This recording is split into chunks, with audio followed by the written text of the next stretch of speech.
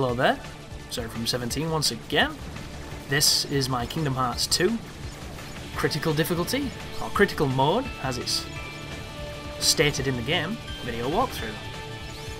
We're moving towards Beast's Castle, but before we do that we have to do Stardust Sweep, which is what you're watching now. And once again, it's more fun in the gummy ship. So, the gummy ship sections for the most aren't very difficult. All depends on your motivation, I guess. If you're trying to get a good score, they will be very difficult in a ship like this. But later on you'll have ships that will ruin these stages, so don't really worry too much about that. What will happen throughout the game is you begin, of course, with a crappy ship, and every time you do a course you get a better ship. And all I'm going to be doing here is picking the next logical advancement in the ships. I'm not doing anything fancy, I'm not doing anything you can't do. If you have no interest in doing these sections, like shooting or anything, if this is the type of stuff you hate and you can't wait to end it, all you have to do is circle the screen, as if it's Geometry Wars. Just keep circling the screen. If you do it in a circular motion, you will dodge pretty much everything there is. If you have a ship that has a dodge, which you will get later on, I believe it gives you some kind of invulnerability, so you might want to use that. If you start to lose life and you're struggling, if you die, you have to do these runs again, folks, and the game will stop you from going to the levels until you do these moments. And as much as I think it's an interesting choice, I think it can be kind of rough for the player who's not really interested in doing this stuff. Because I can't imagine being forced to do something I really don't want to do to get to the next mission. It must be a nightmare. It must be like Kingdom Hearts 1.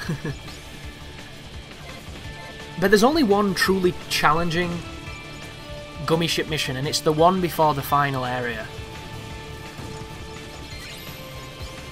These ones are all pretty simple. As I mentioned, if you can get the evade, just spam it. It'll work wonders. But I don't know. I think they're really fun, these. When you get a ship that's got lock-on abilities and all that good stuff, and it's got more cannons, you can do some serious damage. The icons, if you're curious, all the gold ones will build towards your medal meter up in the top left. That goes up to 30, and I think 30 is the highest score you can get. It might be a little bit higher, but it's a pretty fancy medal. That medal rank goes down when you take damage, and as you can see, I'm taking quite a lot of damage here. I've gone from medal rank, what was I, 17? Because I just do not have the tools to kill that creature this early on with this kind of ship. Very tough to do. Not undoable though, I'm sure there's somebody who can do it. But the gold medals do medal, and the green ones do health. So if you are struggling and you're losing life, feel free to grab as many green ones as you can. However, I don't think there's a way to dictate which ones you get, which is a little disappointing, but it is what it is, so there you go. If you're interested in chasing scores, that is a fantastic mode for you. A lot of fun to be had there. I lost many an hours to the PlayStation 2 version back in the day. But this is Beast Castle. For people who watched my Kingdom Hearts 1.5 walkthrough, you might be wondering why I'm doing this one slightly differently, and there's a really good reason for that.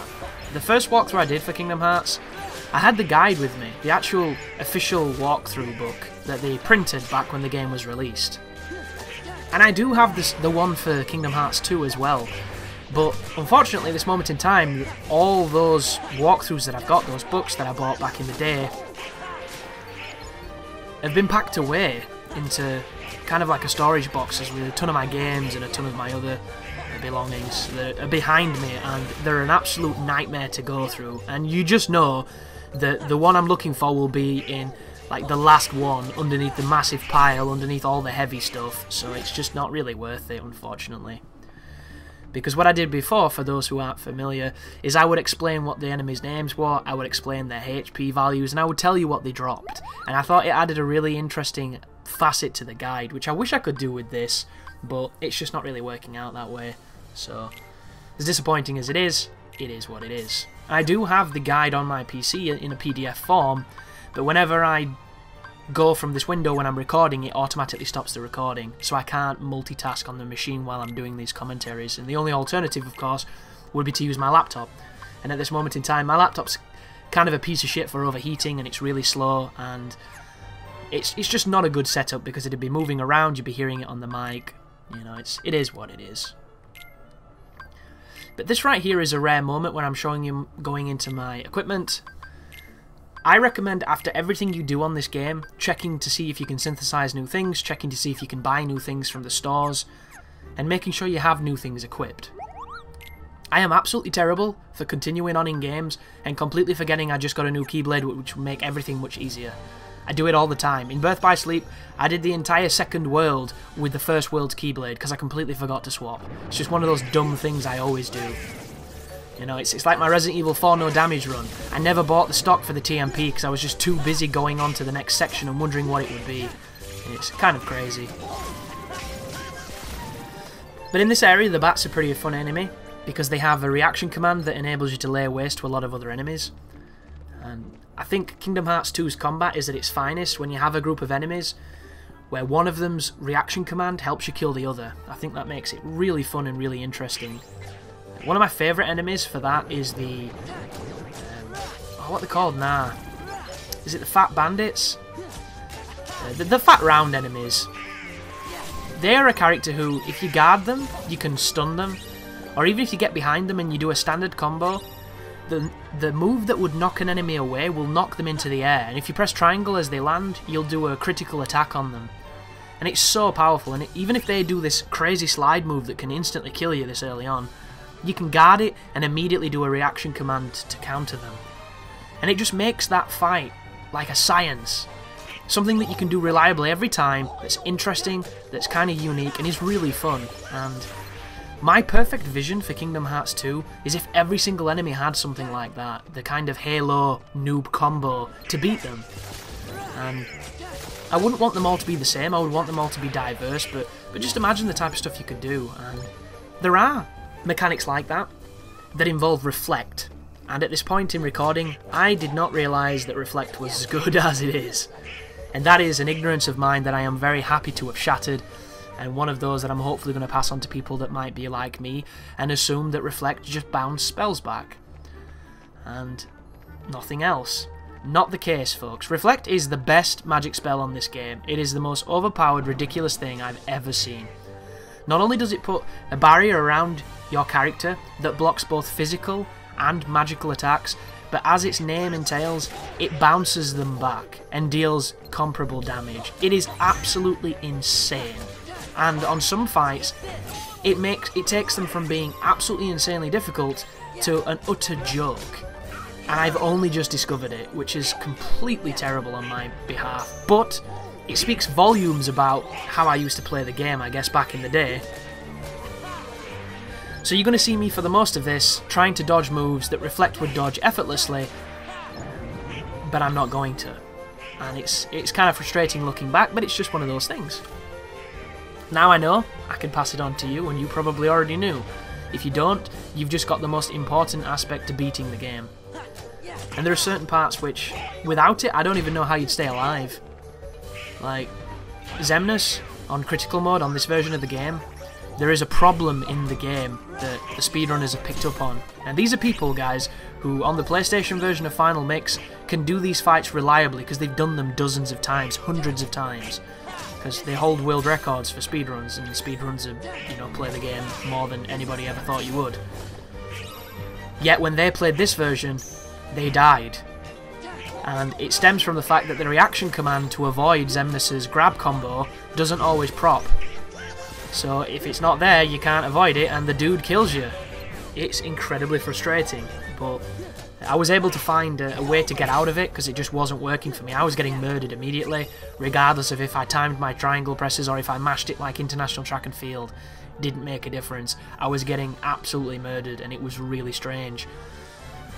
And then after I beat it, when I was looking into the boss to see people saying, you know, I was expecting forums on GameFAQs to be alive with, what the hell is happening? Is this insane? Is something wrong? You know, how do you dodge this? What's the sneaky super secret move? And it turns out nobody was saying that because A, not many people had got there, and B, apparently the ability to use the limit to get out of it is already a well-established fact, and of course I didn't have a fucking clue. When I played Kingdom Hearts, I didn't have the internet. You know, you didn't go on the internet and find a solution to things that you were struggling with. You went to your friend's house, and if he'd not got there, you just kind of played it until you got bored or frustrated, or you figured it out. There was no middle ground. There was a time back in the old days where we used to figure out our own games, you see, and If we couldn't figure them out, we didn't play them, see? Like, that's literally it. It's this bizarre notion, and it's why every time DSP says the phrase, how was I supposed to know? It makes me just inwardly cringe and want to slap his face. Because you were never meant to know. You were meant to figure it out. That's what games are. And, of course, when he was a professional Street Fighter player, he skipped the hardest phase of gaming. Which, don't get me wrong, the phase before it was probably even harder, but I wasn't I wasn't conscious of those because, you know, I didn't have money and shit. Like, I'm under no illusion that games before the Commodore were probably brutal as fuck, because that's the nature of them.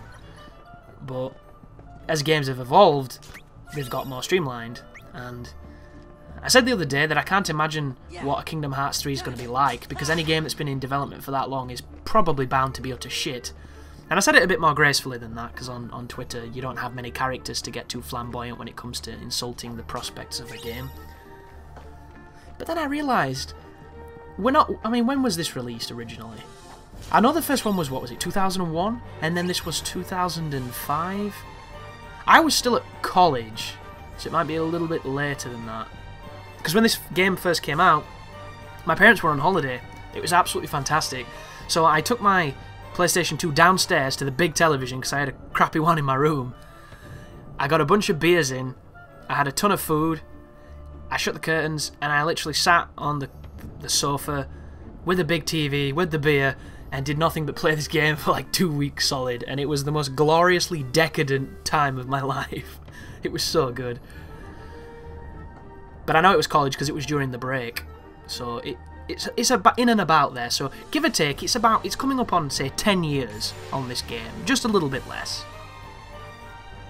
10 years is a long time to be in development cycles. Just look at Duke Nukem, you know. Games like that, bound to be bad.